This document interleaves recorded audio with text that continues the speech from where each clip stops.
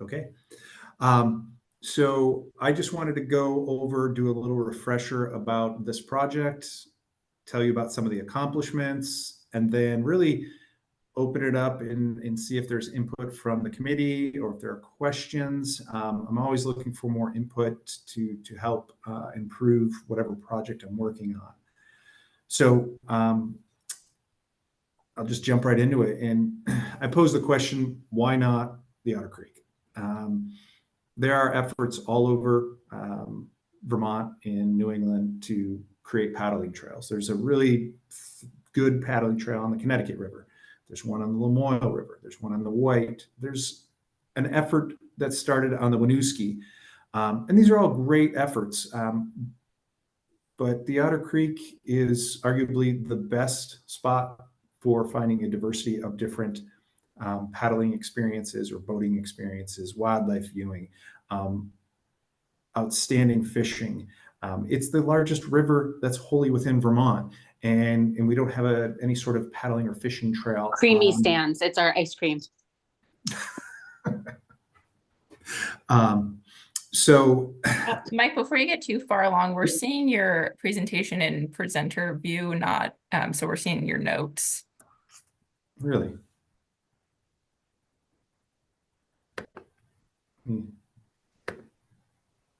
What are you seeing now? I'm still seeing the same screen. Is there a way to switch screens? I know how to do it in Teams. I don't know how to do it in Zoom. Mike, I've had this issue before, and I'm wondering if you go to slideshow and present. Yeah, or just to the top. And you might have to switch your screen if you're using two screens. Yeah, if you have multiple screens. No, I've only got one screen. Let's see. But going to slideshow and present is typically the way you do it. All the way to the left. From beginning, try that. Does that work?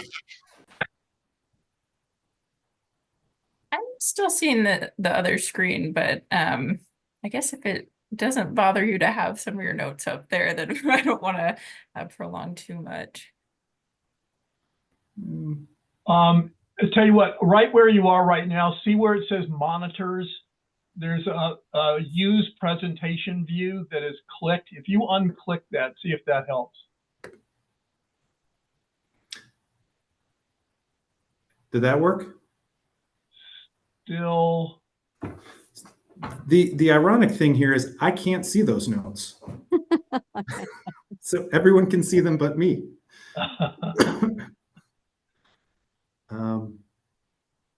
You can just flip the slides, Mike. We'll just read the notes below, okay? Yeah.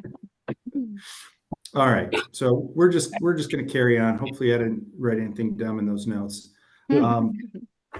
So let me get to the correct slide. So really, in 2018, we started talking about, we should do something on the Otter Creek, given all the reasons I just mentioned about it being Vermont's largest river, having a diversity of opportunities to fish and wildlife view and that sort of thing. And we also were getting a lot of feedback from anglers and boaters in general saying we want more paddling access. And again, we felt there's some decent access on some of our other Vermont rivers. So we really wanted to focus on something that didn't have a lot of good access. And strangely enough, there's a ton of public land on the Otter Creek. And so it just, for all of those reasons, it just became like really obvious that we need to do something on this waterway. So the primary goal in 2018 was to develop that 100-mile water trail on the Otter Creek. It was going to have a variety of both motorized and non-motorized access. We actually paddled the entire length of the creek from the southernmost point where you can actually paddle all the way up to Lake Champlain. That summer we had hired this fantastic intern from UVM, and she laid out the trips from day to day, and it was either myself or one of my staff would go out with her, and we were marking portage points, like log jams and that sort of thing. Any historical features that we would find, any cool looking natural features that we would find. And so we've got a lot of that data kind of sitting in the background, waiting for us to kind of populate some sort of map or some piece of informational document that we'll send out to the public eventually. So real quick, here's a snapshot of what we have for current access. There are a variety of small private access points. I didn't show them here because the slide on the right would get really busy.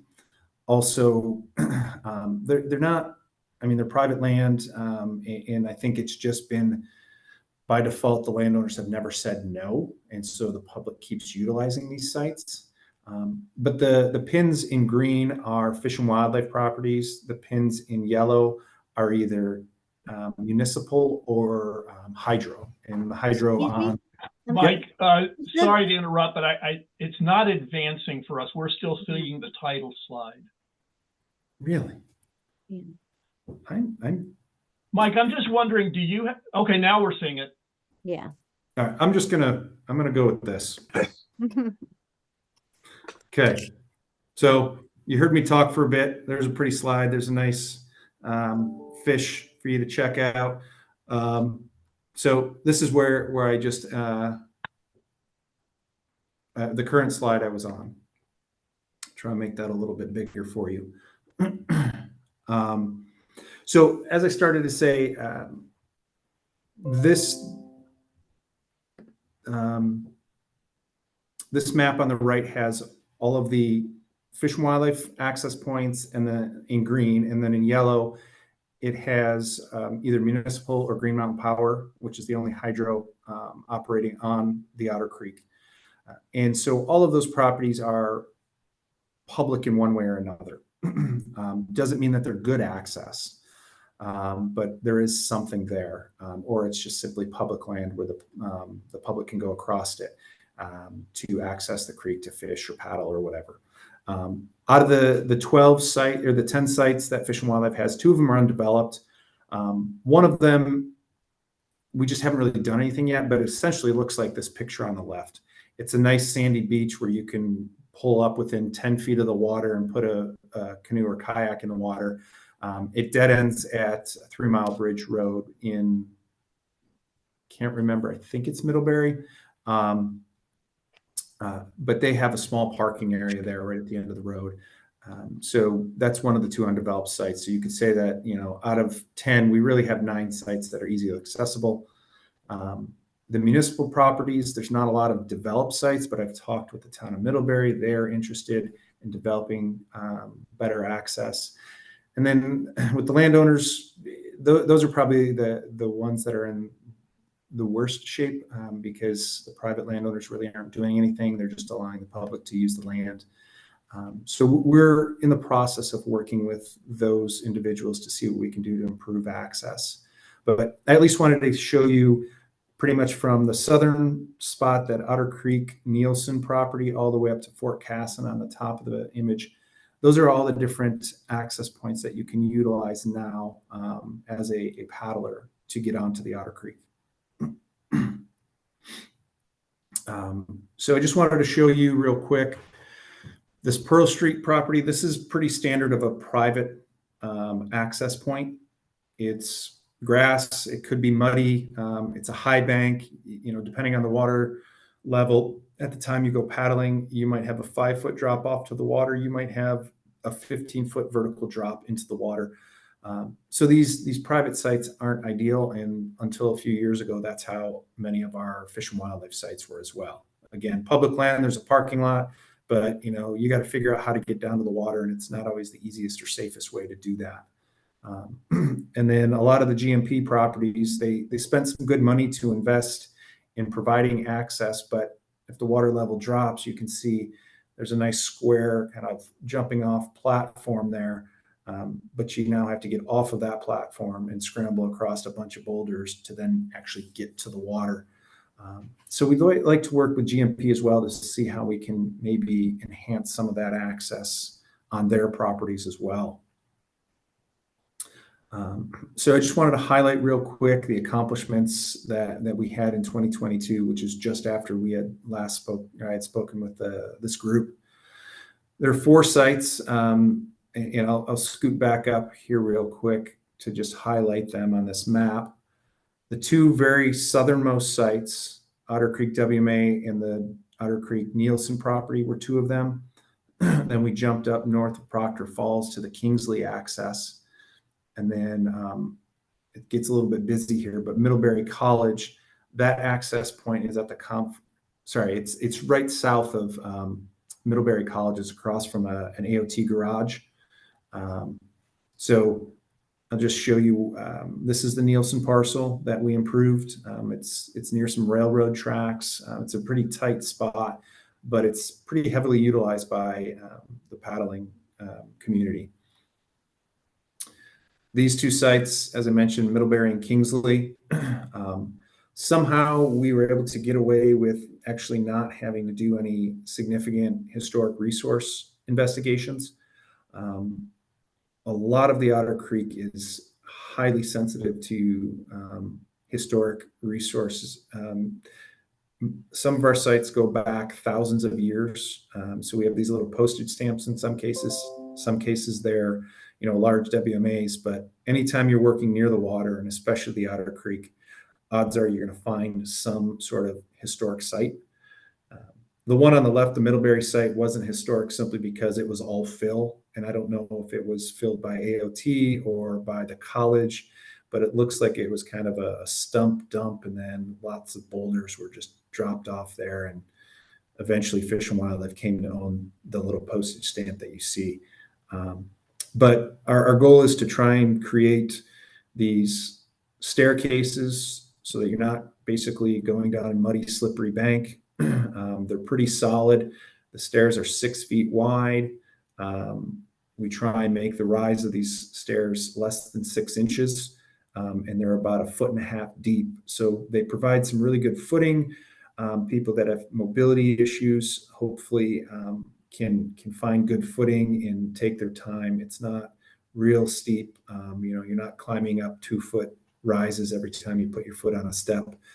We wanted to try and make it as gentle as possible. And the contractor we worked with did a fantastic job to really bring to life what I had envisioned. And then the 4th of the 4 sites was the Otter Creek WMA. And this one was pretty interesting. We had 2 different things going on. On the left, that was a bridge. The snow cover is basically the entire wooden decked bridge. And the local Rutland District Stewardship team within A&R had been wanting to put some railings on that bridge for a long time, because depending on where the water level's at, it could be a 10-foot drop during high water. It could be a 25-foot drop into the water. And so they just wanted to provide a little bit of a safety feature. So we had the trail company put in these nice, robust, sturdy railings on either side so people could fish from the bridge if they'd like. And then the interesting piece with the access to the water, we had a trail that we were going to build and then put in a few steps. And we ended up finding a pretty significant historic site along the trail. So we ended up having to, at the last minute, pivot, and we put the stairs right adjacent to this bridge. So it was already pretty disturbed area that there was a lot of fill that was brought in. So we were able to put in a very similar access point to what we had planned about 150 feet downstream. And this one works just as good. So what's next? We've been slowly working with some of the private landowners. And by slowly, I mean, we've identified who they are. And we're starting to reach out to those landowners to find out if there's any interest in them either giving us a lease or maybe selling us a small sliver of land so that we can have some sort of land control agreement so that we can provide improved access. We'd like to get away from the slick, muddy banks and the potholed parking that's on the road shoulder, and get people off the traveled portion of the road so they can just, not have to worry about vehicles bombing through during mud season and sliding off the road or anything like that.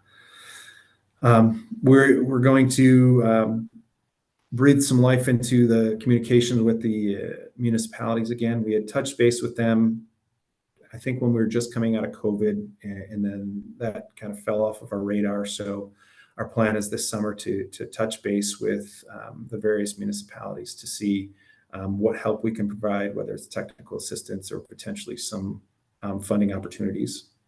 And then lastly, we're going to create some sort of map. We don't know if it'll be paper, web application. We'll add it to our Vermont Outdoors mobile app that we currently have. Will it be all three? We're not quite sure where we're going to land on that, but we want to be able to provide the public with some ability to either use a smartphone or have something in hand to help them navigate the different access points and in the creek itself. So that was pretty much it. I apologize for the technical difficulties. I'm not quite sure what's going on, but there's my update, and I figured I will stop sharing now and answer any questions and just have a discussion for as long as you'd like to, and go from there. Thank you so much. I guess I would just want to say, as the Citizen Advisory Committee, we've identified the Southern Lake as opportunity for access points. And so having the projects that you've identified along the Otter Creek is just really remarkable. So thank you. Thank you. Thank you. Does anybody else have any questions for Mike or comments? I do. Hi, Mike. This is Karina Daly. Sorry I was late to join, but that was great. And I guess I would love to, well, two questions. One is how the map slide that you showed was quick, so I just didn't see. I was trying to understand the difference between the green and the yellow thumbtacks, I guess. I can go back if you'd like. Oh, that would be great. I hate to make you share it again, but so wanted to look at that just a little bit more, or maybe you can share it with us afterwards. But then, how can we help? Is there anything that the CAC could do to help you move this forward? Or I'm just curious what we could do to help support this work, if you have any ideas. I'll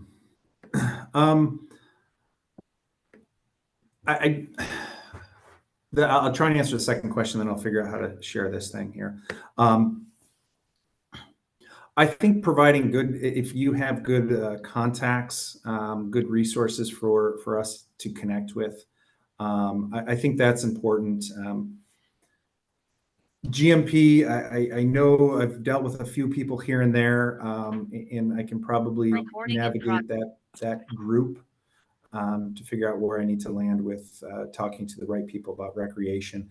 But as far as the municipalities, I don't know how much of a priority they put on this.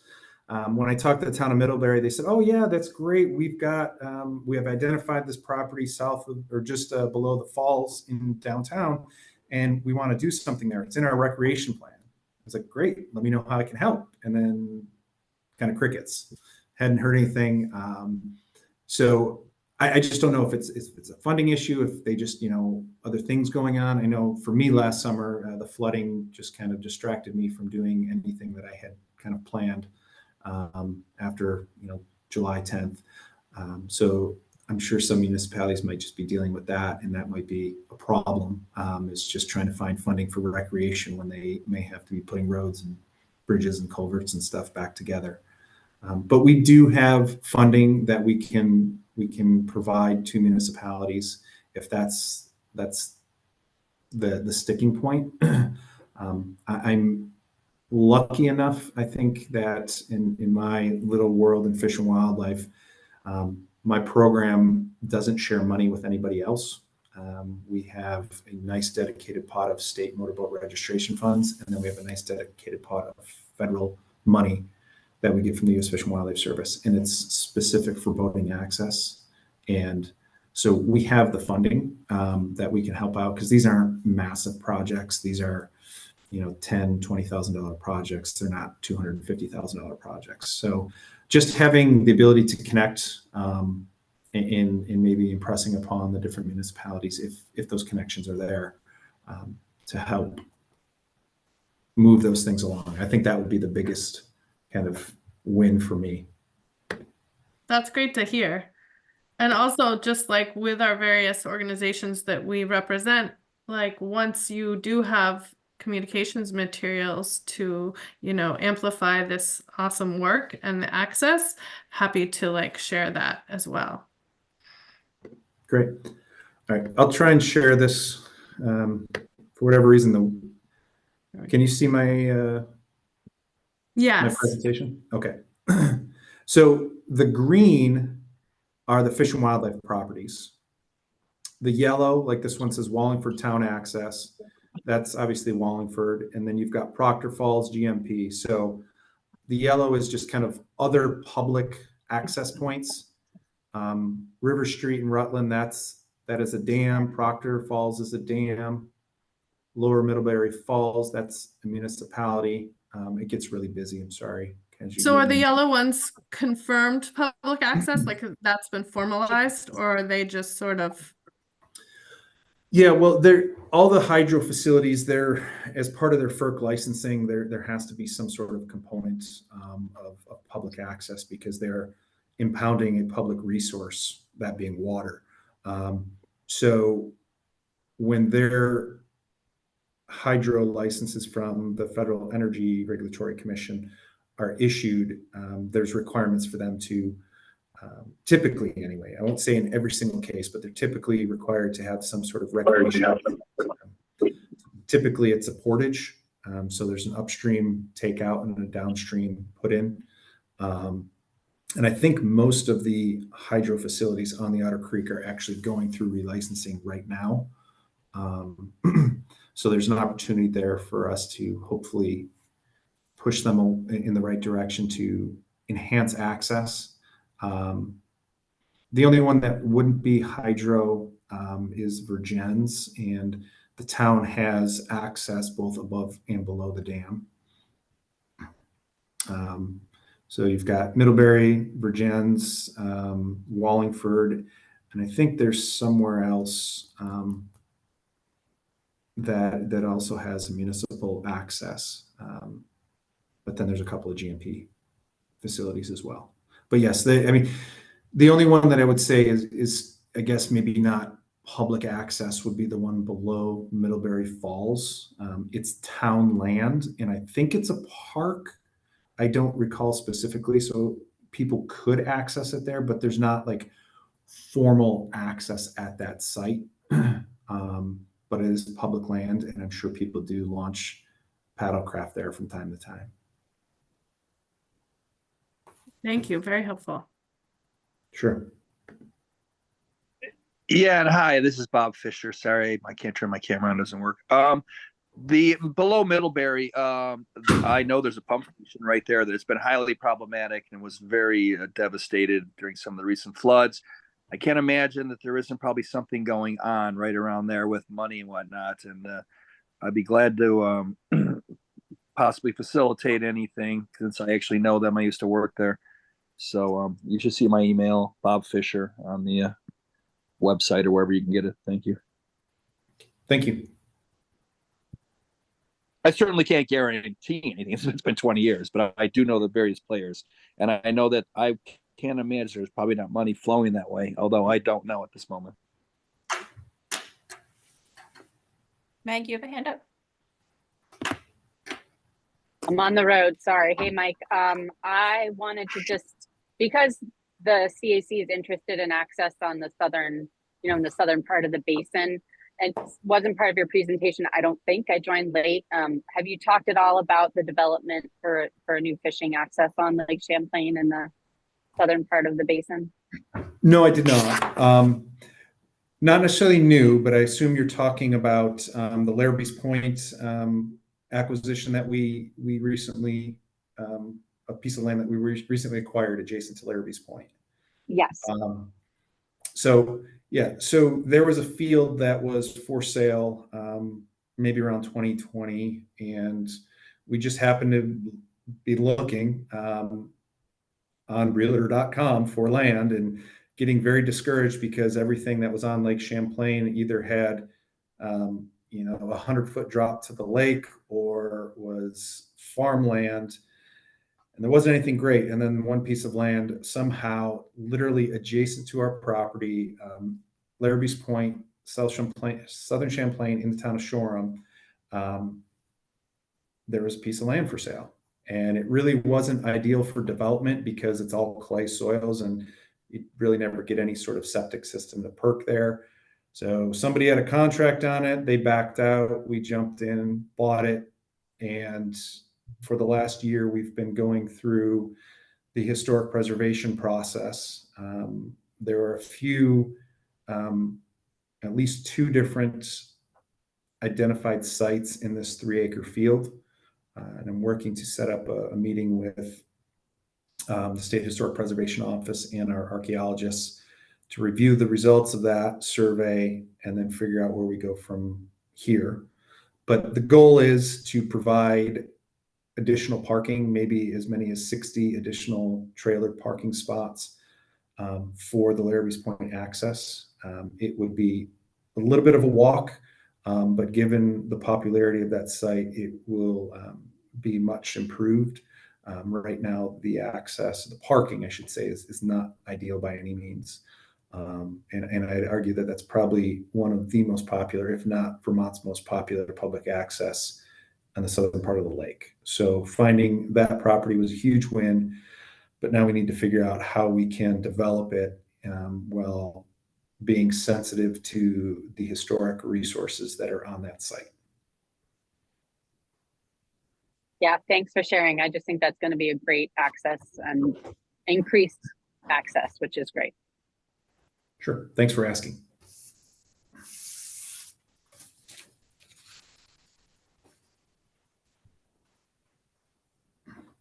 Any other questions for Mike?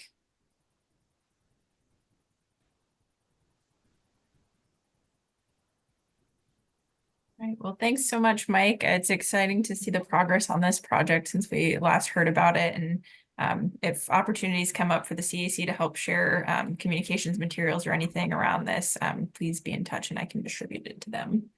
Great. Thank you for the invite again. Appreciate the time. Thank you.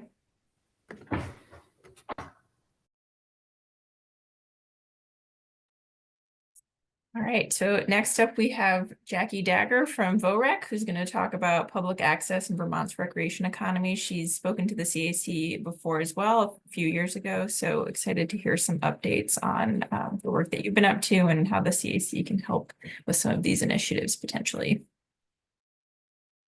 Awesome. Thanks, Katie. And thank you for everyone for having me, inviting me to come follow up on. I think the last time I spoke with you was in 2021, just as I was getting started in the role of program manager for the Vermont Outdoor Recreation Economic Collaborative. So it's been a little while, and forgive me because I don't remember who was in the room for that conversation or if anyone currently on the committee was on that call, but excited to be here again with you and sharing some information about Vermont's outdoor recreation economy and the work VOREC is doing. I'm going to attempt to share my screen and share some slides with you all, and we'll see if this goes a little better for me than it did for Mike. So give me 1 second to do that. And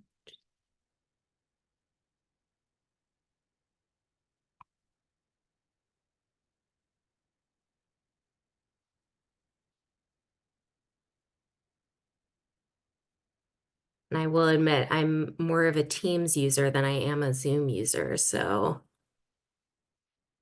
all right, I think this should work. And then we're gonna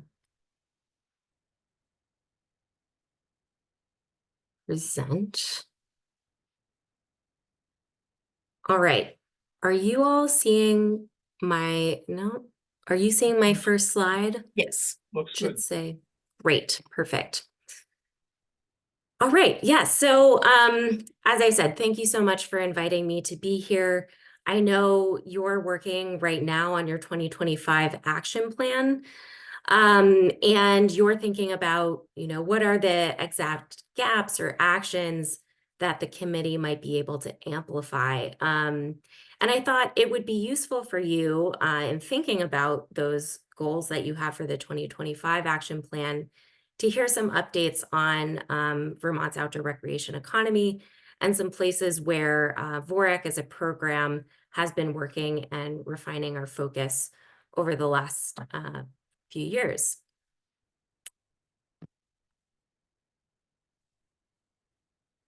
So the first update I wanted to share with you, I thought would be interesting, is if you haven't seen these numbers already, Vermont's outdoor recreation economy has really been growing over the past few years.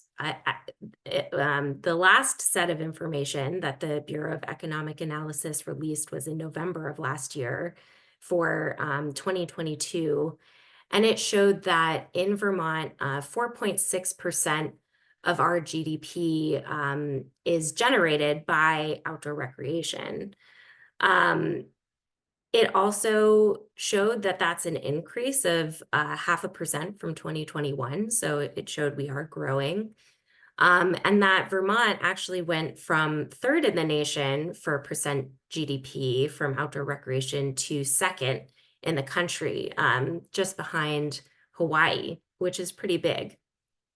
And then as well, outdoor recreation accounts for 15,000 jobs, or about 4.8% of all employees, which is also a significant increase from 2021. I thought you might also appreciate this image, which is a graphic of how Vermont's GDP from outdoor recreation has changed since 2017. I think in particular, it's really interesting to look at the change between 2019 and 2022. So you see in 2019, we've grown exponentially since 2017, and we see that pretty big drop in 2020 for obvious reasons because of the pandemic. But in 2021, you see that we rebound fairly quickly back to the point that we were at in 2019. And then in 2022, we see this exponential growth from outdoor recreation in Vermont's economy, a huge leap. So, looking at that exponential growth, we can see that outdoor recreation has a lot of value for Vermonters, and that Vermonters were investing quite a lot into outdoor recreation between 2021 and 2022. I want to talk to you a little bit about the VOREC, so the Vermont Outdoor Recreation Economic Collaborative Community Grant Program. Some of you are likely familiar with this grant program. We've been lucky enough to receive 4 one-time allocations of state general funds, which we've been able to grant out to municipalities across Vermont to use to strengthen their outdoor recreation economy. So anything from building a trail, investing in a new bridge, to marketing, putting on a marketing campaign to market to visitors who might want to come to their community, or putting signage at a recreational trailhead, or boat put in that shares information about that municipality's outdoor businesses and where people might go from those spaces to generate some economic benefit for that municipal downtown. This table here shows how that grant program has grown since 2019, which was the first year that we did this grant program. And you can see that since 2019, we've grown the program to grant out $6 million. The last round of our grant program actually we just made decisions about grant applicants to move forward into the grant phase. So in 2021, we granted $5 million to 24 recipients. And then in 2022, we were able, which is this year, we were able to grant out $6 million, or we're able to award or offer $6 million to 51 recipients. So the grant program has grown quite a lot in the past few years. One of the things that we did in this last grant cycle was that we took a lot of the feedback, a lot of the experience that we heard from the 2021 grant program, and we used that to look at restructuring the grant program. So previously, we had kind of had a general application for municipalities to just apply to the program for whatever project they were looking at or needing funding for to strengthen their outdoor recreation economies. And what we learned was that, there was some benefit in helping people sort of place themselves into different tracks. We learned that, there is a difference for municipalities between like project development to shovel-ready implementation. And that there was a lot of need in communities for investing in this sort of project development phase of work, where there were discrete funding opportunities to help them prepare to do the actual on-the-ground shovel-ready work. So in this past grant round, we developed a track for project development that would allow those communities to apply for that sort of discrete costs to help them strengthen their projects and get ready for that implementation phase. The implementation track kind of replaced our general application. That was, for any community that was ready to put funding to use on the ground in the next couple of years, ready to actually construct a project, work on a project that they had. We also, from our prior grant round, received a lot of feedback about the need for investing in outdoor equity. We had a requirement in past grant rounds that applicants would need to, their work would need to be connected directly to a municipality. And that created a challenge for us because folks who applied from nonprofit organizations who might be focusing on outdoor equity and might not be as that their work may not be as connected to a municipal downtown, that they were immediately their projects were not eligible.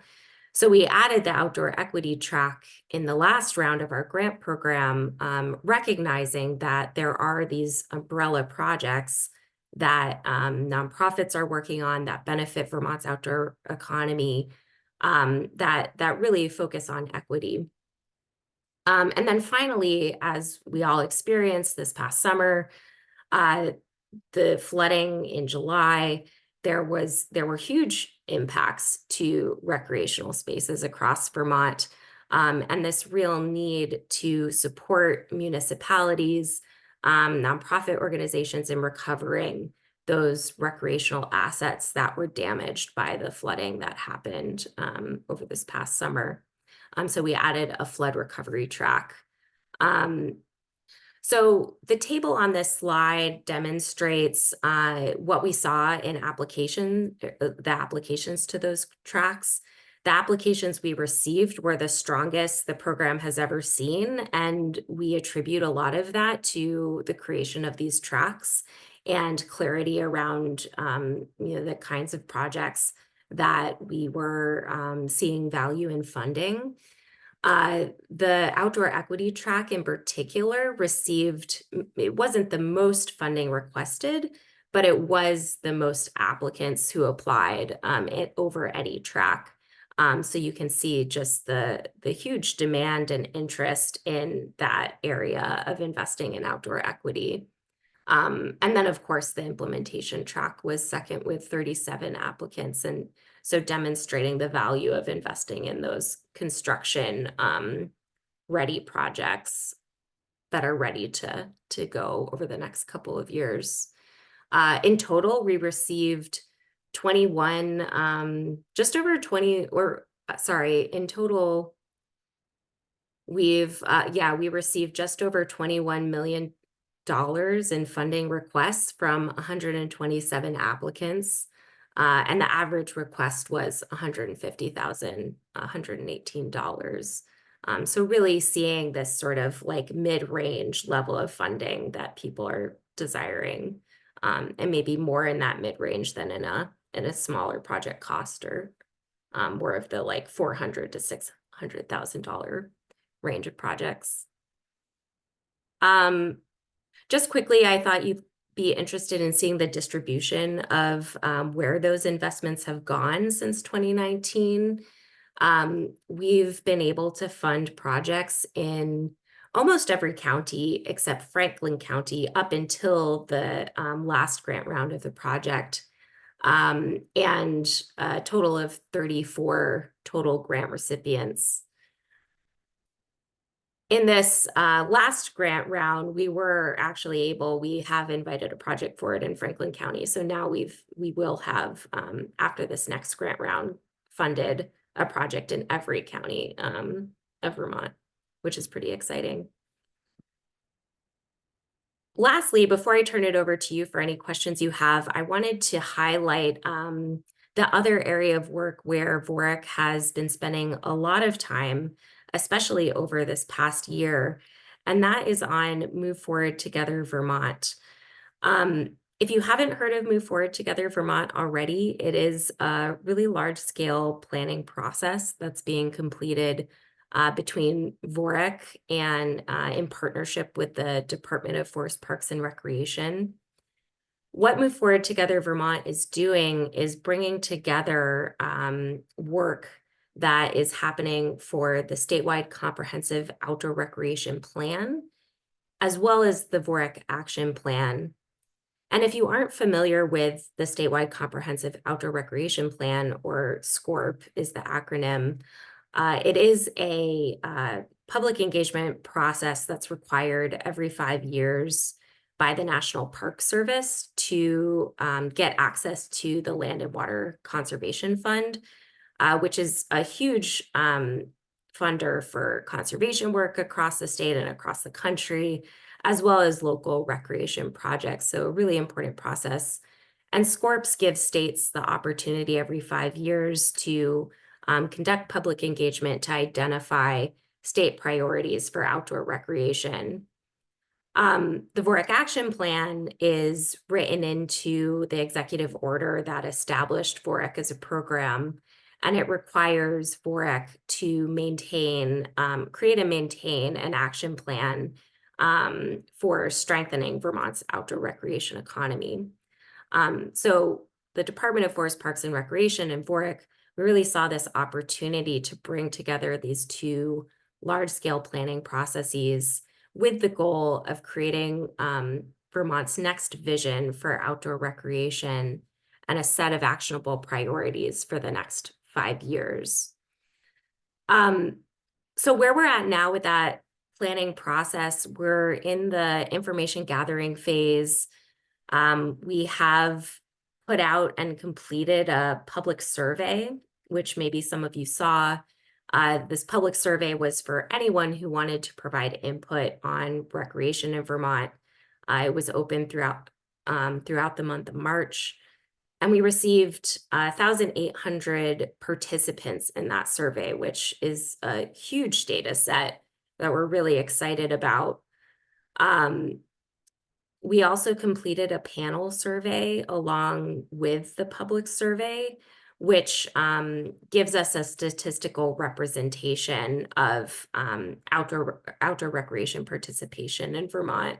It's one way we can have confidence in the outcomes of the public survey, because it goes to a series of participants in Vermont who are selected at random. So we can look at their responses against the public survey and get a statistically relevant representative sample. We also are working with the Vermont Parks and Recreation Association, who completed a recreation provider survey. So that survey went out to recreation providers, nonprofits, parks and rec facilities and municipalities to collect information on their budgets, how they operate, which is really useful information in thinking about how outdoor recreation works, what it looks like across the state. And then finally, we completed a series of focus groups. We've actually completed 26 focus groups with 130 participants, and those participants represented 82 organizations. So we're really lifting up a lot of engagement in this process to generate ideas about Vermont's outdoor recreation, and looking at what actions do we need to take over the next 5 years to really strengthen outdoor recreation here and Vermont's outdoor recreation economy. And if you have questions about that, I'm happy to answer them. So we've been in this information gathering phase. We're getting ready right now to bring together the steering committee for VOREC, as well as a technical advisory committee for the statewide comprehensive outdoor recreation plan. We're coming together on May 1st, and we're going to draft this vision and set of priorities. That's going to go back out to the public this summer for input. And then we'll be generating a report to go to the National Park Service later this fall. Part of that process, which I wanted to highlight for you, and I thought you would find interesting, is we are, a lot of the things that we're thinking about in terms of framing actions and opportunities revolve around things that we know are going to be working on outdoor recreation in Vermont over the next 5 years, things like climate change and equity. And so in our conversation about what is our vision, what are our set of actionable priorities for Vermont, we're really looking at how does that vision and how does that set of actionable priorities work in the framing of climate change, equity, and pushing that to the forefront of our conversations. So with that, I'm going to end my presentation. And I'd love to answer any questions you have or respond to any thoughts you had about the work that we're doing. Wayne? Yeah, Jackie, thank you for that presentation. Couple questions. So the $6 million that you have available for the grant request, what's the funding source or makeup of where does that $6 million come from? So that's state general funds that we've received from the legislature. Is that in the capital bill or You know, I don't know off the top of my head, unfortunately, but I could find out and get back to you. is that at risk? I mean, you guys fully funded for the upcoming fiscal year as they kind of work through the budget process, or do you not? They're one-time allocations, so we haven't received another one-time allocation for this upcoming year. And that will be something that we talk about in the future.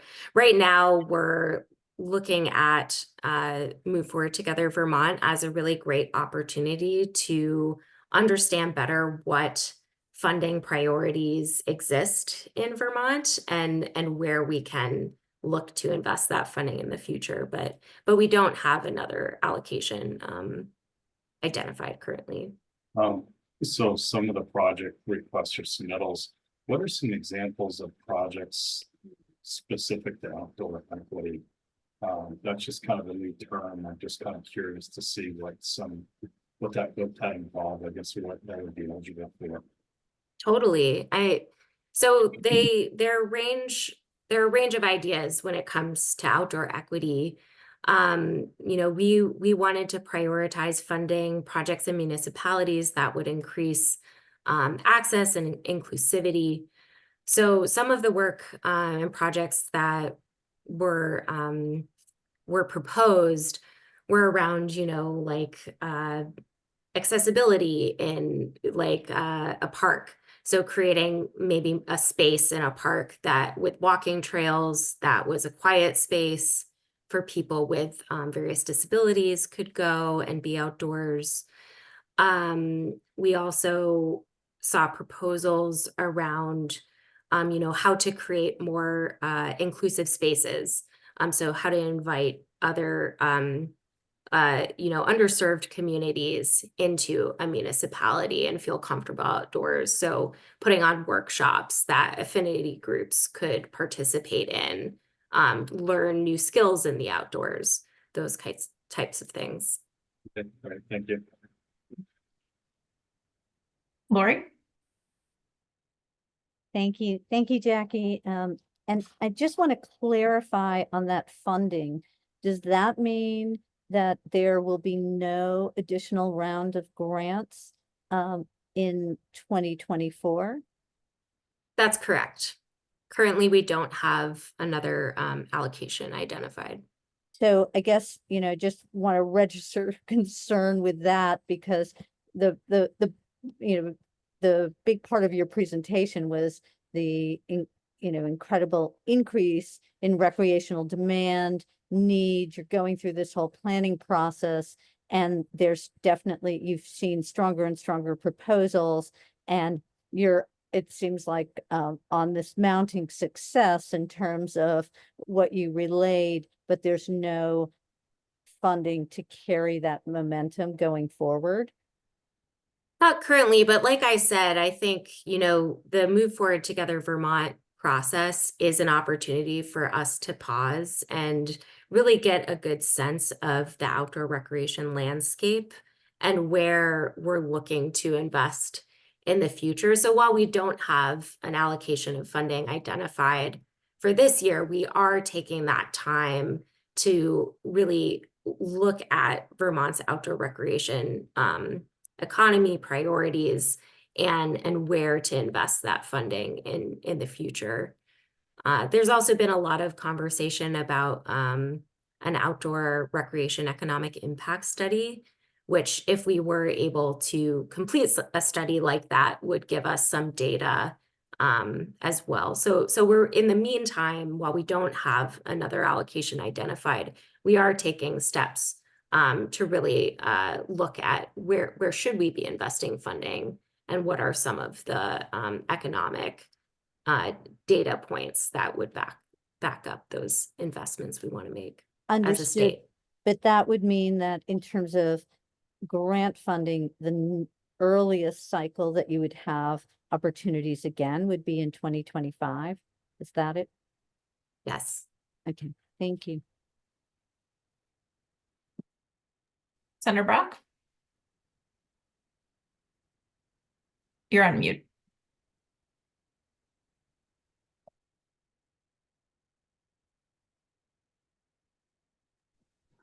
I have several questions.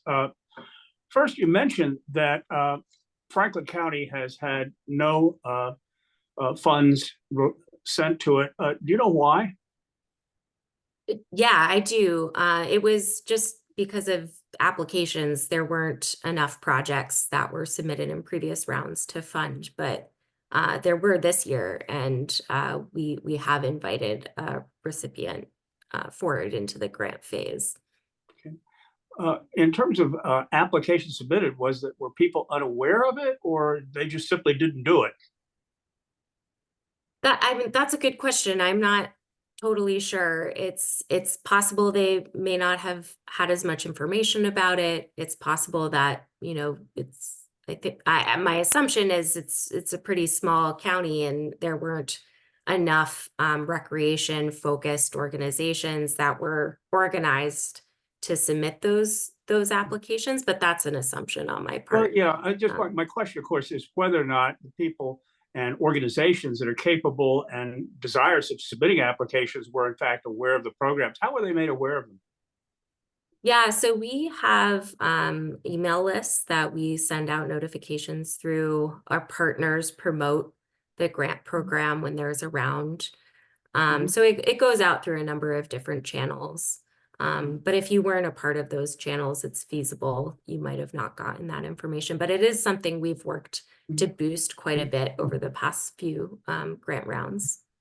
Is there a relationship between the amount of funds granted by county to the recreational GDP of each county? Do we know, for example, if the counties that have lots of recreation get lots of grants and those that don't? We don't have that information.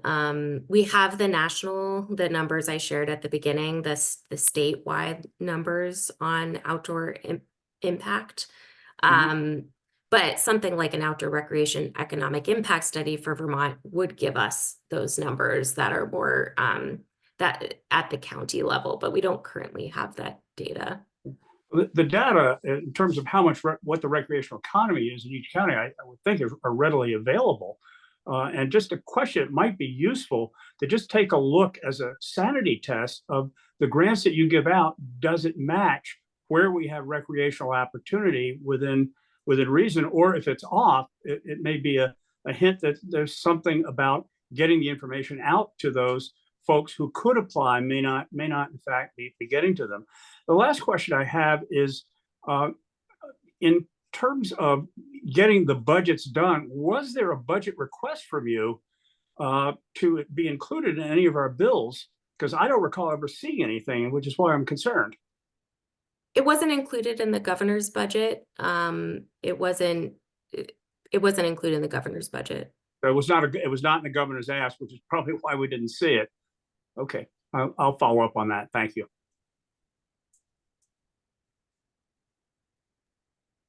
Any other questions for Jackie?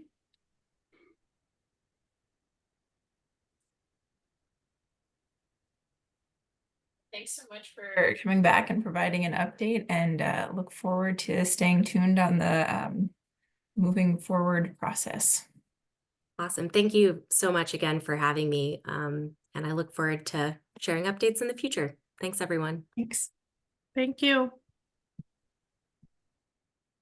All right, I'm gonna make Mae Kate a co-host, and she will be talking to us about fishing education workshops and equity access initiative. Hi everyone, Mae Kate Campbell, Associate Scientist here at the Lake Champlain Basin Program, and I'm really excited to talk to you about this initiative we've been undertaking the last couple of years here at the Basin Program. It's something near and dear to my heart, and I think a great kind of model that we can talk about extending potentially. So let me get this fired up, and you guys are probably seeing it backwards, huh? Yeah. How's that look? Great. Okay, better. Yep. Okay, perfect. So the Fishing Education Workshops and Equity Access Initiative is a kind of initiative that has been run through the Basin Program with strong support from Lake Champlain Sea Grant, the Vermont Fish and Wildlife Department, and VT Lend, which I'll talk more about that organization in a couple slides. So just as a background of how we got from point A to point B, in the fall of 2020, the Basin Program reached out to the Health Disparities and Cultural Competence Committee, which I'll refer to as the HDCCC later in this presentation. And that was in an effort to expand intentional outreach to underserved communities. So a lot of organizations were doing a similar process following the summer of 2020.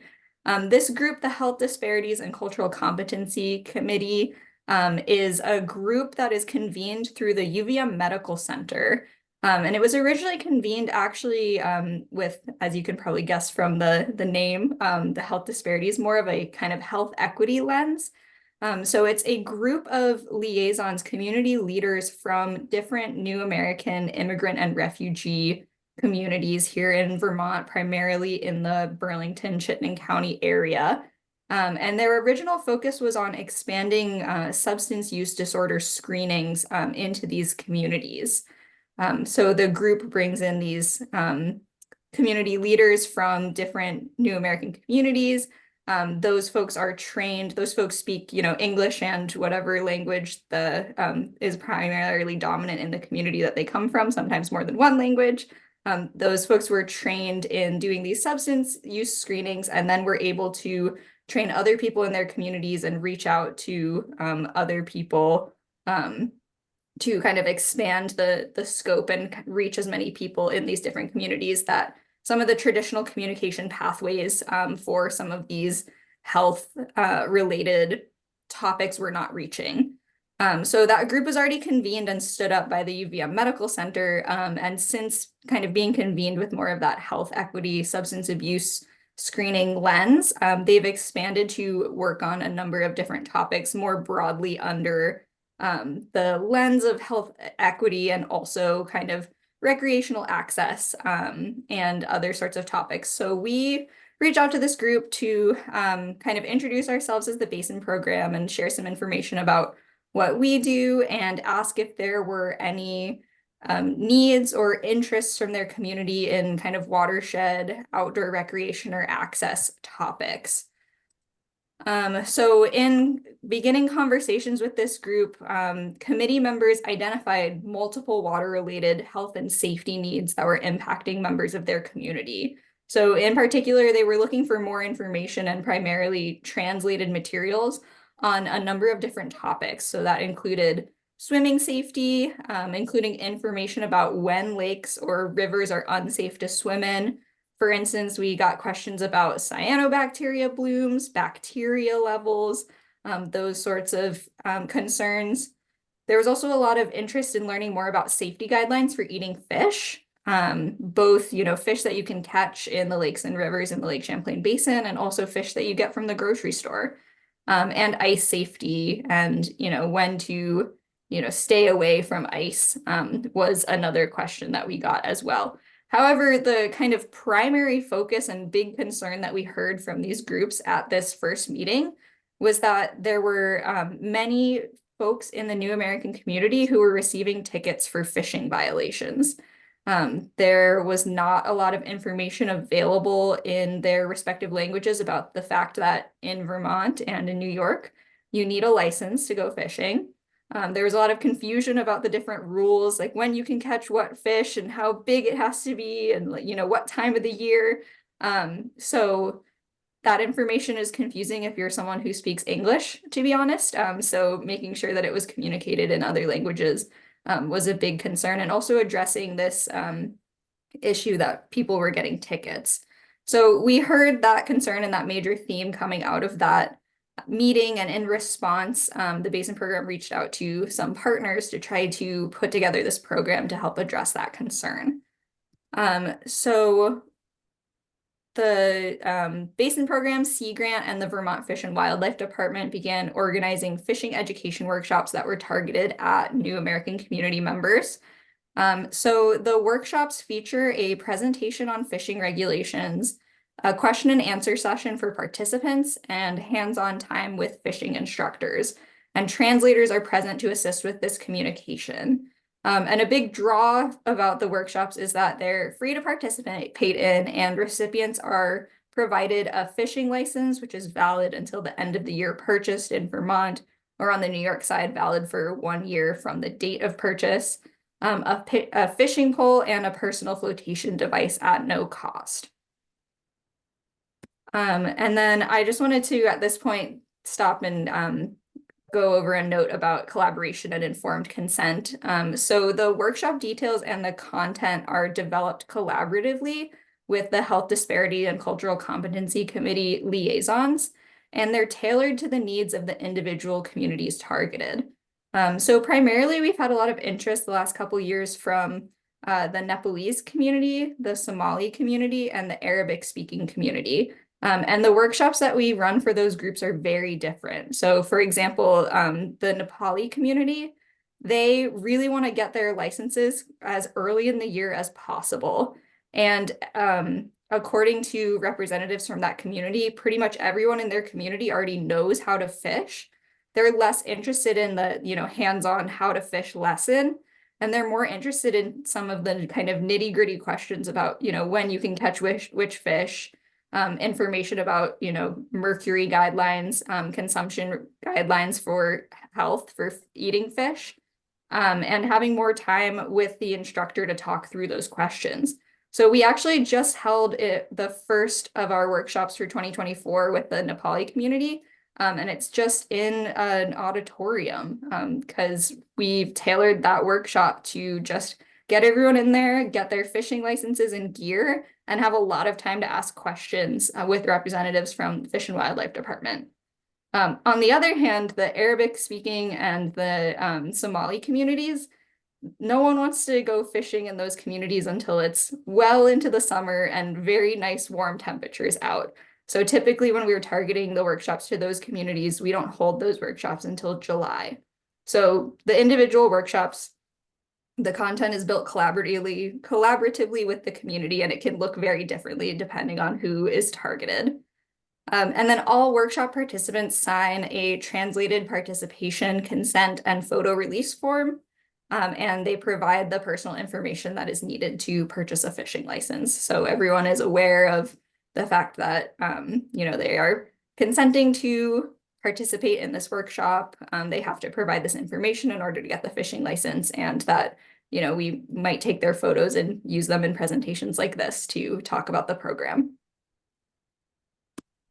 So here's just a couple photos from the program. This is the second year we ran this program. This is members of the Nepali community looking at different pictures, showing some of the fishing regulation guidelines, and also, I think, getting a lesson on some of the knot tying techniques with a warden and an educational professional from Vermont Fish and Wildlife present to assist in that communication. And then actually some hands-on fishing time out in Lake Champlain. And having assistance with members of the Fish and Wildlife Department, actually hands-on for that educational opportunity. So my presentation today is more focused on this outreach that we've done with New American communities, but I did want to note that some colleagues of mine have expanded this kind of model that worked really well in Vermont with New American communities to Plattsburgh. And that's also targeting, a different subsection of underserved communities generally. There doesn't seem to be as large of a population of New American folks on the New York side of the lake, but folks who were putting on this workshop in the Plattsburgh side of the lake were looking for recruiting some folks who might be underrepresented or have financial difficulties with paying for a fishing license. So there were community members who were recruited from some low-income housing developments and also a kind of substance use disorder group home facility who were invited to participate in these fishing workshops there, and kind of the same concept minus the translation aspect. So this has been a really great collaboration holding these fishing workshops. This will be our 4th year running them. Like I said, we already just ran our first one this past weekend, and we'll have a couple more planned for later in the summer. And because we have this working relationship now with the Health Disparities and Cultural Competency Committee, we've been able to work with them to develop a good number of resources to kind of extend the reach of these fishing workshops and provide more information that was requested by these different groups. So collaboratively, we've developed signs that will be posted at common fishing access spots in Chittenden County. There's 26 places that are planned to have these signs posted this spring, and there also are additional signs that are available for other places like, municipal parks. If they're interested in putting up signage, we're happy to connect people to get one of these signs, and I'll show a picture of that in the next slide. And then we've put together a series of videos that were translated into I believe it's 7 most commonly spoken languages by the New American communities who are represented in this group. So there's how to purchase a fishing license, how to read guide tables about which fish you can catch, and identifying fish. And then videos on water quality topics that were also requested by these groups. So how to identify cyanobacteria, information about safe swimming, which kind of goes over the concept of, following, obeying signs when they're posted, noting that beaches are closed, and kind of practices for waiting a bit to swim after there's been a large rainstorm, kind of those general guidelines. And mercury in fish tissue, as I noted, that's been a big topic of interest among these groups. So here's that Let's Go Fishing sign that I was mentioning. So these are the ones that are going to be posted at the fishing access locations around Chittenden County. So it provides the general information. Yes, you can fish here. If you're 15 or older, you do need a license, and it just provides that note about, learning the laws and regulations. So it has this QR code up here, and it lists the different languages that this information is available in. So if someone sees this at a fishing site, they can scan it with their phone and select the language that they speak, and they'll be able to get more information on each of these topics about purchasing a license or learning more about the laws and regulations in their language. This is the page it takes you to on the Vermont Fish and Wildlife Department. So it's going over the different languages that are available, this information in. And then, since I'm assuming most of us speak English here, I'm just showing the information in English as well, how to buy a fishing license, how to use the Vermont Fishing Regulation Guide, and fish identification tips. And I'll post all these links in the chat when I'm done with this presentation. And then similarly, those videos I mentioned on safe recreation, so how to identify cyanobacteria, safe swimming in Lake Champlain, and mercury in fish, and health guidelines for consumption are available on the Basin Program website. So just to kind of go over the reach and reception that this program has had, since 2021, we've held 10 workshops, and that's reached a total of 360 individuals. Some of those individuals are likely repeats year to year, since your fishing license is only good for 1 year. In our evaluations, we've done some kind of informal evaluations with participants after the workshops, where we kind of ask them to raise their hand. So nearly all participants report that they've learned something new at the workshop, and that they will apply the knowledge and skills that they learned in the workshop in the future. Anecdotally, we hear a lot of these participants, are very interested in having this program again, that most of them use the fishing license and the equipment that is provided at these workshops after they have the chance for the educational opportunity and the fishing license purchase at the workshop. There's continued year-over-year strong interest from the communities that have participated. This year, for example, we, back in January, we're planning our outreach to the Health Disparities and Cultural Competence Committee to try to start planning these workshops for the spring and summer of 2024. And when we reached out, the liaisons from the Nepali community already had a date that they were looking at and a location in mind. So they had already heard from folks in their community that, hey, is there going to be that fishing workshop again this year? And they had taken that step on their own to start to look at dates and think about what would work best for the community. We have had some anecdotal reports that fewer new American community members have received tickets for fishing violations. So that's from the communities themselves, and also from the wardens at Vermont Fish and Wildlife Department. They don't keep records on ethnicity or anything when they are listing citations. So it's not something that it's easy to get kind of hard data on, but it's great to know that it sounds from both the community and from the kind of enforcement side of things that those incidents have decreased.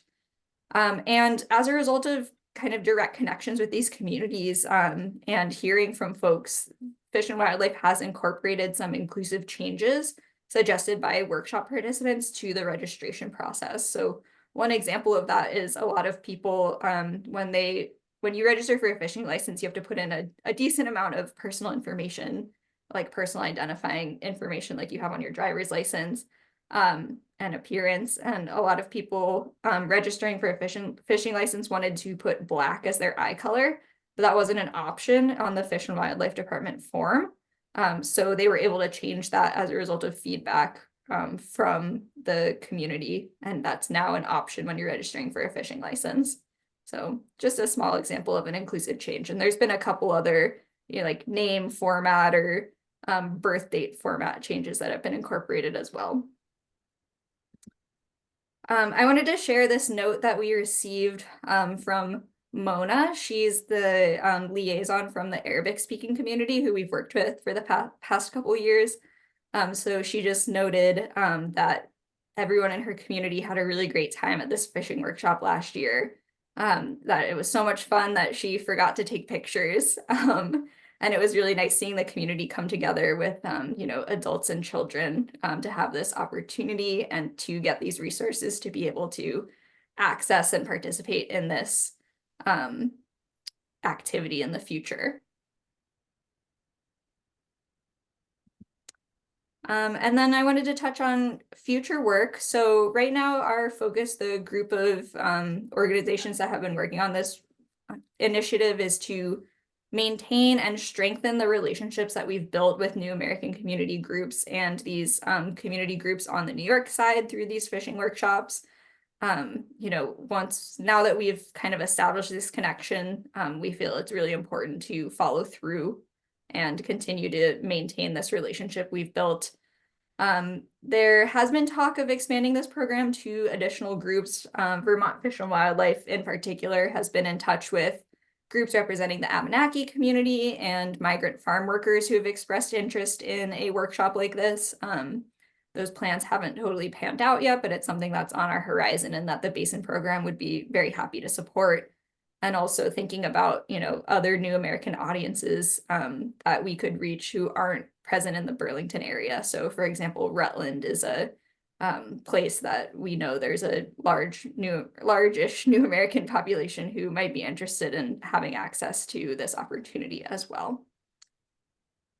So this is a photo of the group from the workshop we held this past weekend. We have on the left Bador and Doma, who were liaisons and translators from the Nepali community, and then folks from Sea Grant, the Basin Program, and Fish and Wildlife Department who were there to support this.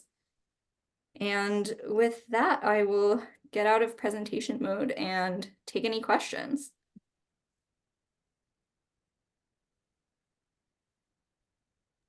Thanks, Mae Kate.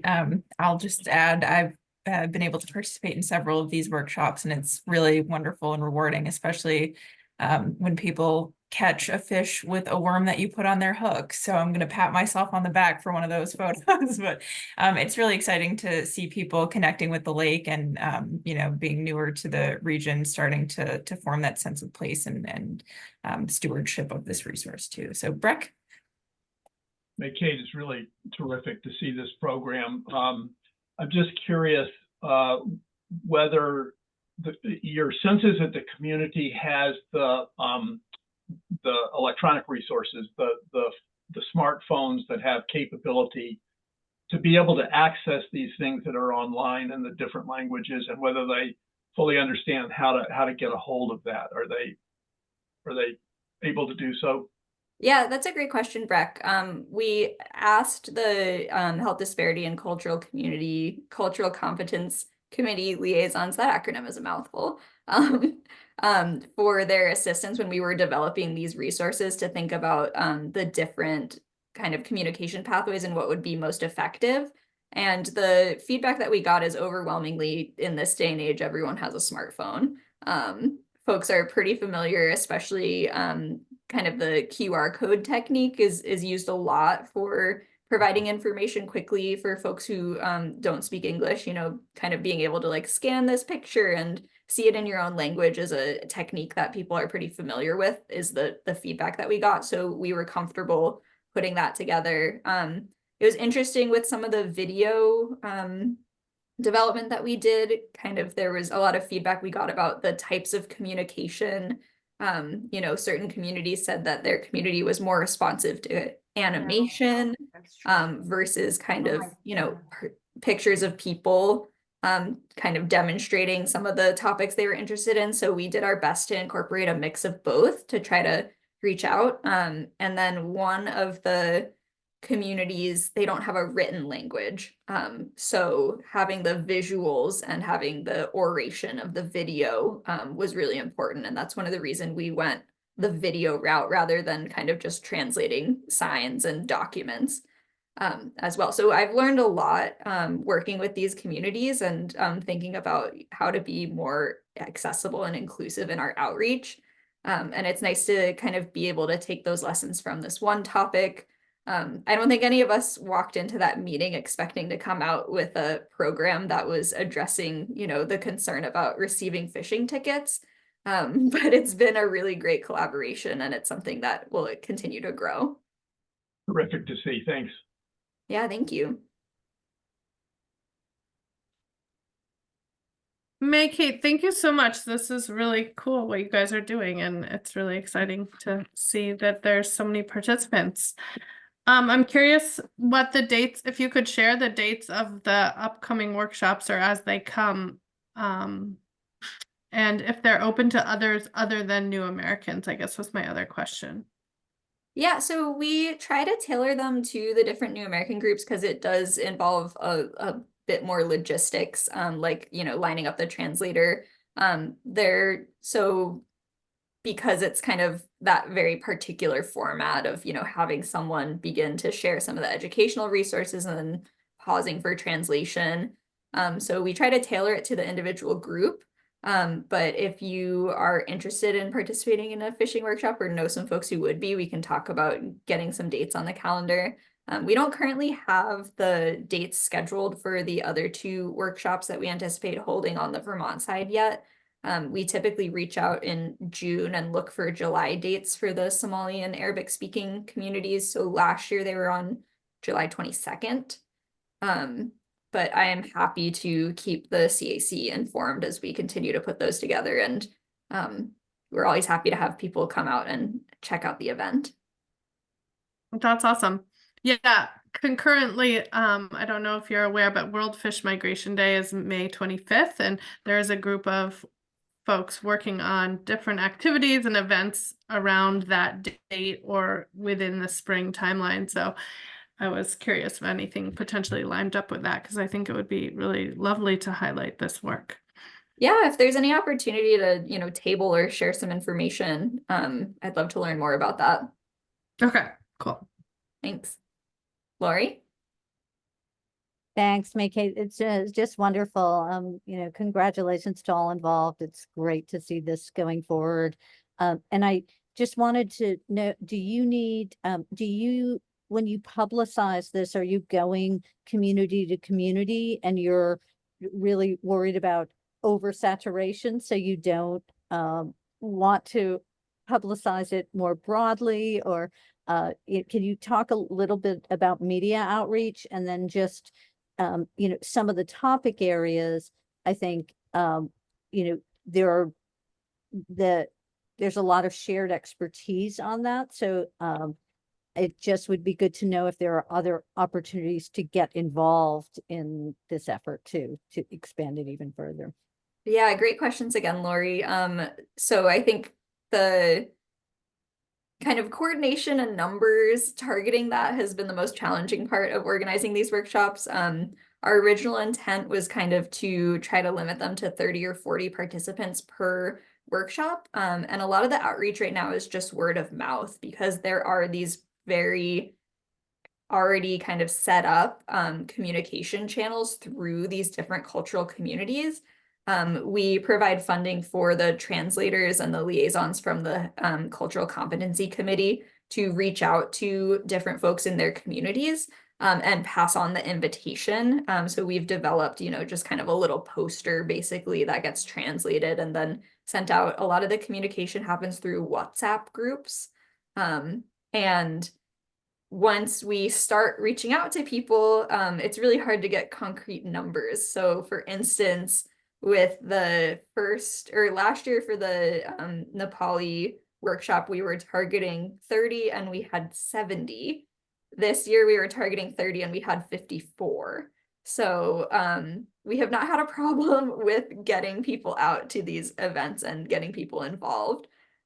So it's something that we'll have to think about in the future if we do want to expand them, just kind of making sure that there's enough funding between the sponsoring organizations to take on that capacity, and make sure that we're still, you know, doing consistent outreach to those different communities, you know, not we're not kind of spending all of our money on the Nepali community, for example, and then not as much as going to the Arabic speaking community. But yeah, so right now, like I said, the focus is kind of on continuing and maintaining this relationship and being able to offer this resource. But it seems like there's a lot of interest, so there's certainly the potential to expand.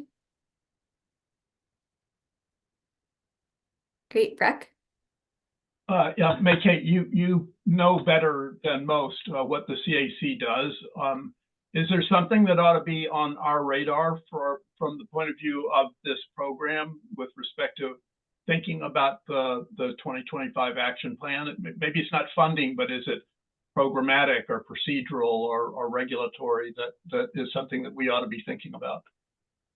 Yeah, so funding hasn't been a problem so far. The Lake Champlain Steering Committee has been very supportive of this initiative. I think the first year that we pitched it, we had like $5,000 in the budget, and the steering committee was like, let's double that.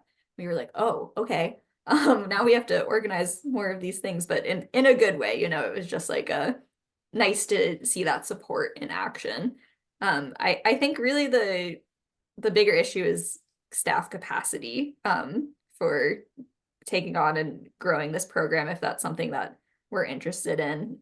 It's not specifically in anyone's job description, but it's something that I've been very happy to be involved with. And, you know, we don't have any problem getting volunteers from the Basin Program or Sea Grant when we do schedule one of these workshops on a Saturday, to make sure that we have enough staff support. So it's just something we have to think about as the program is growing and as there's kind of more staff coming on board, making sure that we're distributing the workload and making sure this is integrated into people's work plans appropriately so that we can continue to support and potentially expand the program. I think Wayne's first and then Lori. Yeah, thanks, man. It's a great, wonderful program. I'm just curious, how's the cost for the fishing licenses covered? Is that covered in your funding, or those donated somehow, or how's that? Yeah, that's covered through, well, so because there's a couple different partners involved in this program, it's been passed around kind of who fronts that cost. It's $28 per participant, so it's not a huge expense. And right now it's been supported through the Basin Program. It's a budget line item for our Fishing Equity Access initiative. Thanks, Lori. So getting to those staffing resources, Mae Kate, I think, you know, one of the opportunities to think about in growing the program too is I think there would be a lot of interest in people volunteering.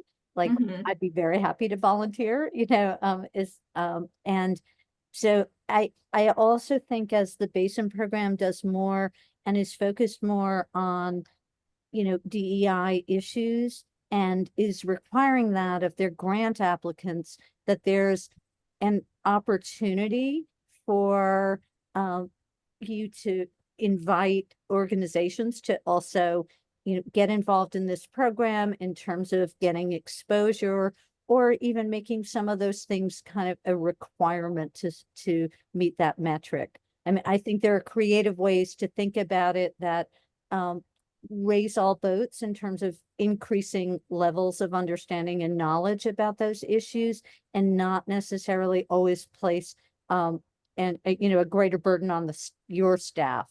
But you can broaden that out, just as you've done. You have this very effective partnership with Sea Grant. I think that is something to help grow and move into different areas too, topical areas. Yeah, it's a great point, and I would love to create sort of a partnership model with other organizations that might be interested in hosting one of these fishing workshops themselves. It's a little bit of a balancing act because there is you know, decent face recognition between the New American communities and the folks from the Basin Program and Sea Grant who have been pretty consistently involved in the program through the last couple years. So I think it's something we'd have to do, you know, intentionally and kind of over time, but certainly worth investing those resources and thinking about those logistics. Absolutely. Great. Any other questions?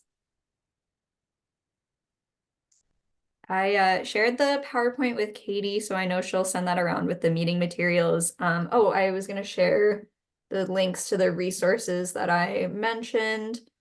And I'll let everyone know once we have those July workshops scheduled. Thanks, Mae Kate. Yeah, thanks everyone.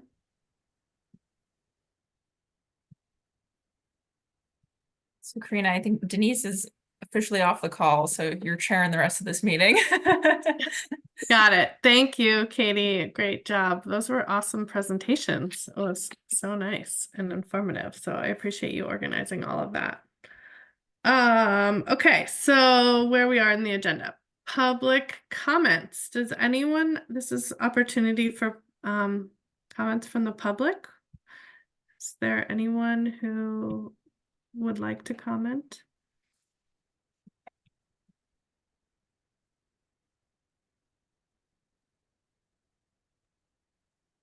Just a lot of good listeners today. Okay, that's great. Hey, Karina, sorry, yeah. I just thinking it might be a time. There is a Rosalia project and a host of others clean up on the Burlington waterfront on Earth Day, which is this Saturday. Is that right? I think it's Monday, isn't it? Or it's Monday, so. But maybe you're doing it on Saturday? Yeah, I think the event is this Saturday on the 20th. A cleanup along the beaches and then a public sort in front of City Hall, where they will sort, collect the data on exactly what is the prevalent trash, prevalent stuff on the beaches and in the waters, and that sort of education and outreach and gathering. Last year, they took a lot of the trash and built a champ out of the various parts of trash, and I think that's a continuing project, but just a public heads up that there's an event on the waterfront on Green Up Day. And I can share that. I think I have a poster somewhere. I'll share it. Thanks, Mark. That's great to know. Representative Ode. Thank you. I wanted to say that there is a project like that in New York City right now with water bottles, and they have they've done an art installation with them and painted them. And so I think it's a great thing to have something like this to really call attention to what we're doing with our trash. I agree. It's been, yes, just with the snow melting, it's amazing how much trash is out there right now. And I've seen a lot of people already working to clean it up. So we all need to do our part.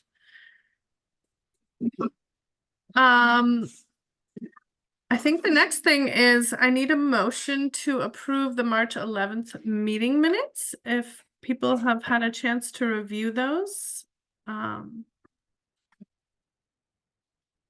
Yes, Lori. I can make a motion to approve them with a few changes that I gave Katie just before this meeting. They're not, they really mainly reflect some typos. So, but you don't know what those are, so I don't know if you want us to outline it, etc. I'll second that motion. Anyone have any discussion related to Lori's changes and Representative Bodie's second? Yep. With the lid on. If not, all those in favor? Aye. Aye. Great. Absent. Yeah, any extensions? Yes. Yeah. Wait. Absent.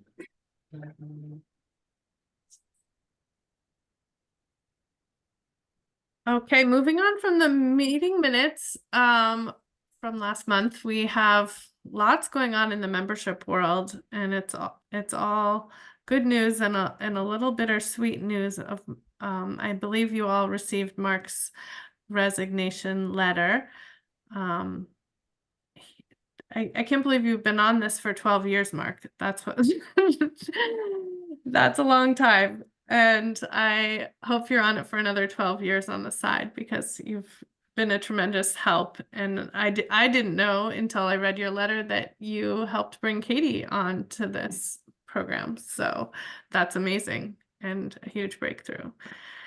So yeah, I don't know, Katie, if we want to go into how much detail here, but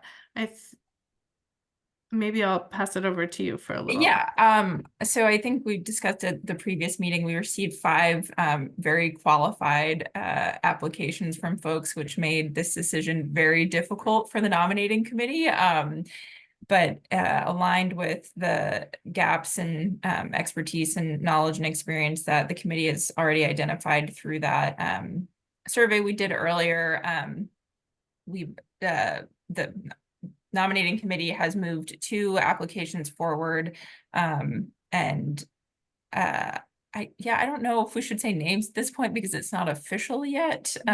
So I'll just say we've moved 2 forward. Everyone else has been notified of their status by this point. I know that the 2 who have been endorsed by the nominating committee have submitted their full applications through the governor's nominations boards committee. I can never get the title right, but you all understand where I'm trying to go with that. And so hopefully we'll get them appointed soon. And then can officially introduce them on a future call. And I would invite you to, say some words.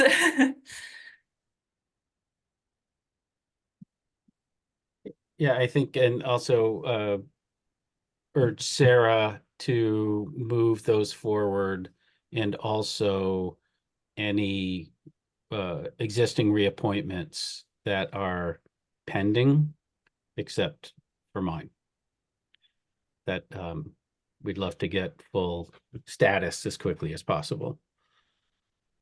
Thanks, Mark. It's really loud in my house right now, but those 2 are moving forward for approval. And then I'll work with Katie just to confirm the reappointment status for the remaining members. And Mark, thank you so much for all of your service to the CAC. I'm gonna mute myself. I made it. Thanks. Thank you, Sarah. Yeah, I think it's really exciting how there are so many new interested folks. So kudos to Katie for really getting it out there, and Denise as well for making that happen as far as outreach related to the CAC. Looking forward to all of the information we have to cover ahead. And yeah, if there aren't any other questions related to that membership update, I think our next meeting is planned for May 21st, Katie? Yeah, so that's the date. Not everyone, or it seems like there might have been some problems with the poll too, where people weren't able to indicate they weren't available, but that 21st date, Carol, it looks like. Yeah, I wanted to say something, as I didn't know whether we were gonna have time to do this, so I'm gonna say this now. I'm so sad to see Mark Nod go. We really turned this committee around, and I am so grateful to him, and I think Vermont should be, and just really fantastic. Thank you, Mark. I appreciate it. It's been amazing to be able to work with everybody, and looking at that group after all the work that we've done in transitioning Katie and getting that leadership, and working with Sarah. She transitioned to her role, and then, this feels like the first really broad public outreach of, hey, we need members sort of far and wide, rather than looking around for, we've got an upcoming membership to fill, who can we grab, who feels like a good fit. It all feels really good, and I'm, like I said, I'm not really going far. I just don't get to vote. I'm gonna keep at it. That sounds better. I'm Okay. gonna keep at it. Yeah. So Thank you. Thank you very much. I appreciate that. And I hope you can come to the meeting on May 21st, Mark. until I'm replaced, you're stuck with me. Perfect. I think that's how it's worded in our either our book or the statute. So. Yeah, and hi, this is Bob Fisher. I just wanted to say, I mean, you not just talk to talk, you did so much outside of the meetings where you went your own personal time, billable hours, and spent a ton of time at all sorts of other activities. Thank you so much. You know, I live here because of the lake, and I know all of you appreciate it in the same way, some for much longer, but it's always been great, and I really enjoyed the time to be able to be more embedded in the Basin program for those few years with the executive and steering committee. It's an exceptional group of people, really committed to it, and really so great to have Katie to be able to coordinate the CACs more effectively, I guess, and find a common voice when necessary. That I think is a powerful step that we collectively made to do that. And then obviously in the sort of resurgence of New York and et cetera, it's all good. Not to poach from this committee, but Mark, if you really find yourself wanting to re-embed yourself in the Basin program, we've got plenty of other committees you can join too.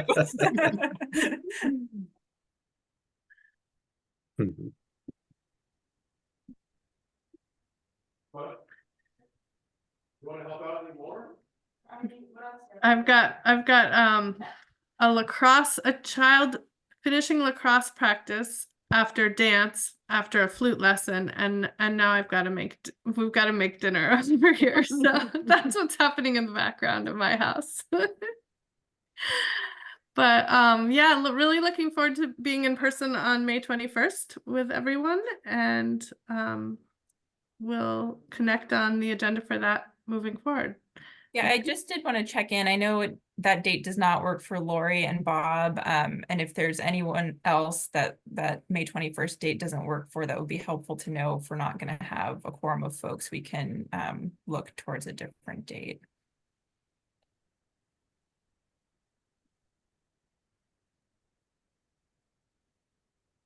Representative Austin. Yes, hi. I don't know how I'm here, in what capacity. You know, I think I'm a guest. I'm sorry if I voted on the minutes or something. I didn't know. So I didn't know how to, either become a member or I just love listening, to what's happening with the lake. And I also just wanted to say that Carol and Senator Brock and I can always bring resolutions to the legislature to announce it. I think resolutions may be coming to a close to be submitted, but we can always make announcements. Like on the May 25th, it looks like it's a World Fishing Day or something. We could always make an announcement about that and read a little passage about it. If someone could, send it to us so people can become, so legislators can become more aware of the work you're doing. So we can always do that during announcements. If there's a day or an event or, just something that, you'd like legislators to know about.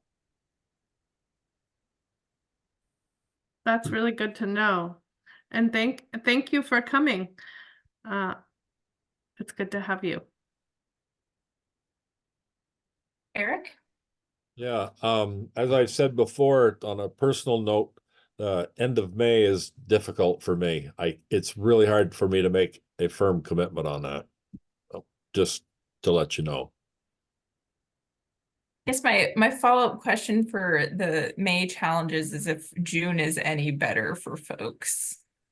So I know the last couple of years we've done July retreats. We're trying to push it a little bit earlier to get some, faster action on drafting the action plan. So if we can't do May, but if June works better, that would be good to know. Anytime after like the first week in June would work for me. My daughter's getting married in England. I'm coming back on the 10th, but don't worry about me. And I'm sorry, the NUIA spring meeting, and I'm the past president, is right in is on May 21st. Thank you. Don't worry about me. Thank you. I can also make the week of June 10th, but again, don't schedule around me.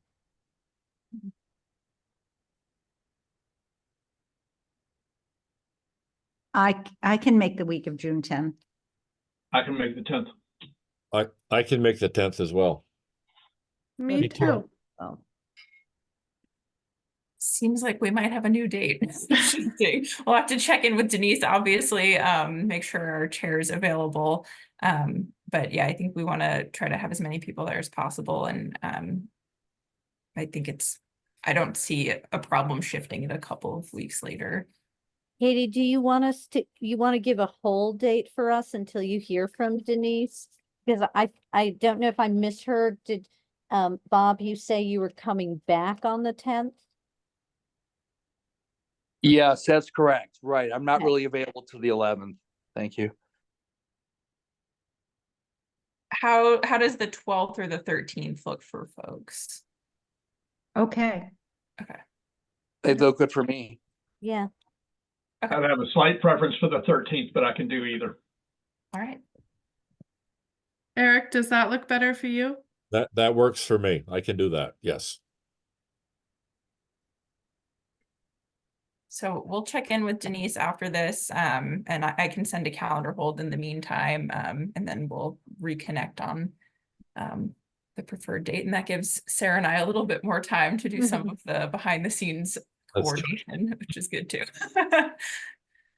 That's great.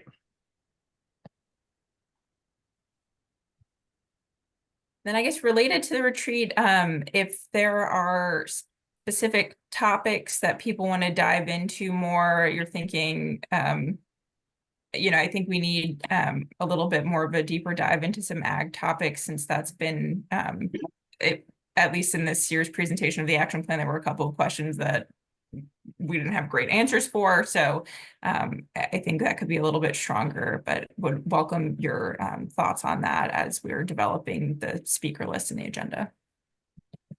Lori? My mute button is hard.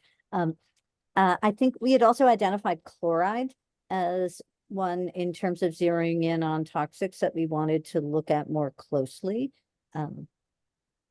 As there was legislation that would, just didn't move forward, that has been on the docket, but it has been lower priority legislatively than some of the other environmental bills. So I think I would recommend we talk about that.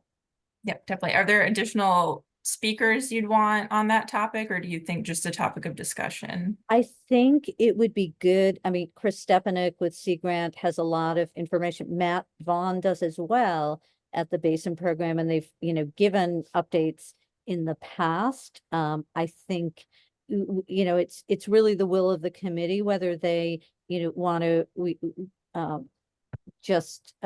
it may be just re-reviewing what we had at, was it our February meeting when they were giving the presentations? And whether you feel like there's a need for more information.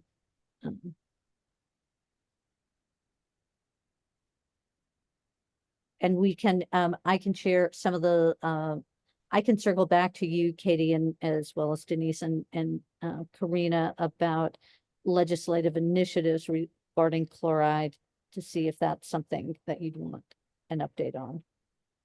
That'd be great. I like that. And I don't know if you see Mae Kate's note in the chat. So that sounds like a great idea to get that update.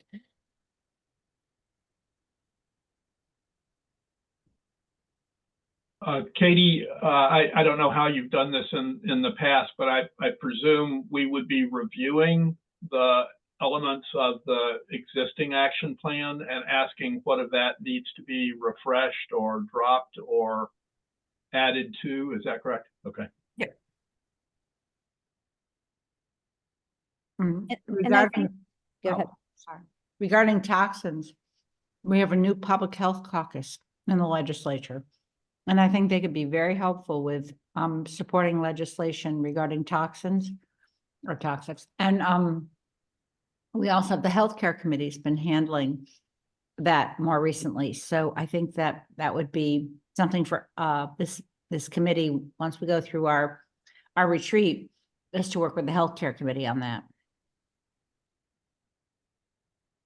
Yeah, be that's a great. specific topic focused on PFAS with the new EPA regulations. Lori? Yeah, and another topic that maybe we can just touch on at the retreat, you know, at maybe towards the end, is what we're going to focus our fall public forum on, because that was we had a really good turnout for that. We did it in part at deciding, even though we didn't have a lot of advance notice, that we were just going to hold it, and it was very much the right thing to do. But now we have opportunities to advance plan on that. We might consider, do we want to have the State of the Lake report is coming out in June, the beginning of June? Do we want that to be the convening topic, or is there something else? But I think we want to get that on our schedule as being part of what we do as a CAC. Yeah, hopefully the big topic this year won't be another flood. So I think I think the State of the Lake is a good placeholder for now. Breck? Well, Katie, I was just about to ask about flood, though. I mean, is it worth it to get a summary of what has kind of happened in the legislature with respect to flooding and community resilience, and ask if there's something that we need to press harder on that has fallen through the cracks, or that maybe we need to press more attention on for the coming legislative session with respect to flooding and climate resilience more generally. I think that's a great idea. Yeah, and hi, this is Bob Fisher. Living in Barrie, I would like to say, right, with the floods, obviously, there and the loadings that come due to that, especially from the upstream areas like this. I wouldn't be opposed to the CAC eventually. I'm not saying right now, but it was a great meeting on the waterfront, but also expanding and having one in Barrie or somewhere else, anywhere within the watershed, moving the meetings around. That's a good point.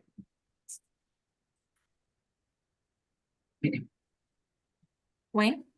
Yeah, I'm just gonna let you know, I'm still really heavily involved in the flooding. In fact, I got a task force meeting in the state tomorrow. We're working on studies for Ludlow, Johnson, and Hardwick wastewater plants. And we're looking to kind of three options there. One is kind of getting them back to the pre-disaster conditions, what that cost is. Second one is, mitigation, resilience, kind of bringing it up to current codes. And third one is we're actually looking at physical trade relocation on all three cases too. So.